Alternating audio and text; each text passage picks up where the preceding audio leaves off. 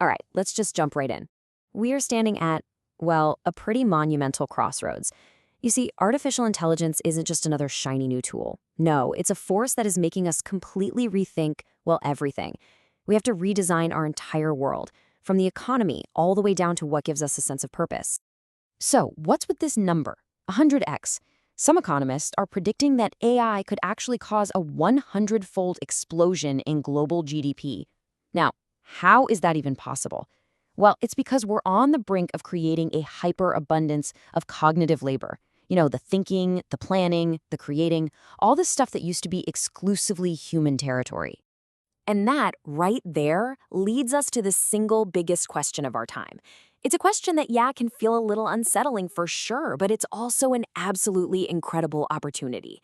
If all our old roles are becoming obsolete, what new roles can we even begin to imagine for ourselves?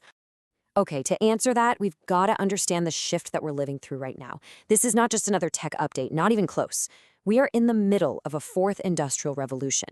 But this time, the machine is coming for the mind. You know, what's really fascinating here is how this frames history. Think about it. First, we built machines like the steam engine to be stronger than us. Then, we built robots to be more precise, more dexterous. And now we're at the final frontier. We're building AI to automate thinking itself. This is the last and, let's be honest, the most disruptive step in this long arc of automation. Just let that sink in for a second. This isn't about replacing a few tasks here and there. It's about creating a world where the most fundamental human input, our ability to think, is no longer a mandatory ingredient for making things happen in the economy. So the crucial question is, what happens next? Well, what happens is that the very foundation of our society starts to, crack. The social contract, that unspoken deal we've all been living by for centuries, it just wasn't designed for this new reality. Not at all. For the last century or so, the deal was pretty simple, right? You trade your time and your skills, your labor, for a paycheck. And that paycheck gives you economic security. But in this new post-labor reality, the whole equation just flips on its head. Capital, owning the robots, owning the AI, the data centers, that becomes the primary source of value. Human labor, it becomes optional, more of a preference than a real necessity. And you know what? We've actually seen this kind of thing before. Just look at farming. Back in 1800, the vast majority of people were farmers. It's just what you did. Then technology came along and automated that entire way of life pretty much out of existence. Now, that same dynamic is playing out again. But instead of the farm, it's the office. So, if the old blueprint is failing us, we've got a choice. We can either sit back and watch it all crumble, or we can start drafting a new one. And that rebuilding process, it doesn't start with governments or big corporations. It starts with each and every one of us. And this brings us to what might be the most exciting part of this whole transition, what's being called the Great Redesign.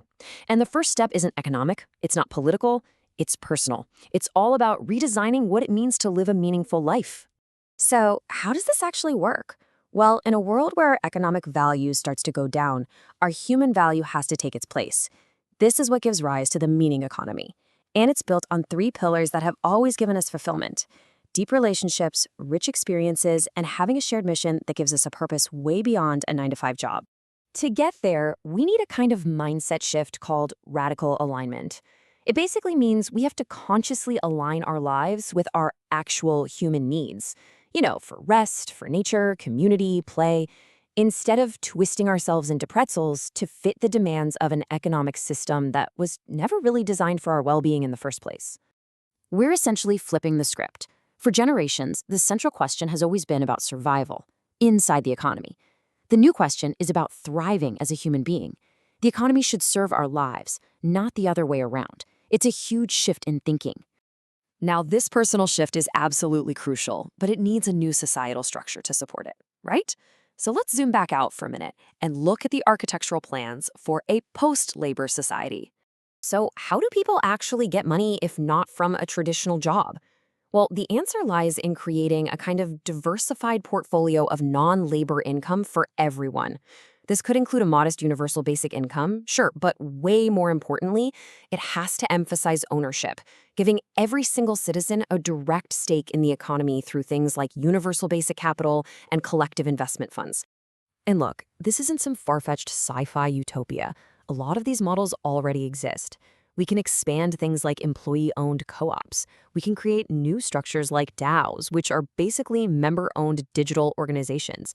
And we can use things like land trusts to make sure communities benefit from their own shared resources. And what's really cool is that these ideas can be implemented at every level.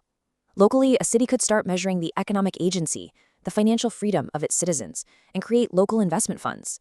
Nationally, we can shift away from just measuring GDP and instead put in programs that give everyone capital, using new tech like blockchain to create really transparent, auditable systems that ensure fairness. But policies and economic models aren't enough. They're just not.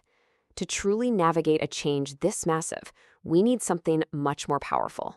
We need a new story. A new story to tell ourselves about who we are and where we're going. I mean, think about it. Every single major transformation in human history, from the Enlightenment to the rise of democracy, was powered by a new narrative, a new story that just captured people's imaginations and allowed them to coordinate on a massive scale. Technology alone doesn't change the world. Stories do. So, what does this new story need to have? Well, for one, it's got to be global, because our challenges are global. It needs to give us clear, actionable things to do.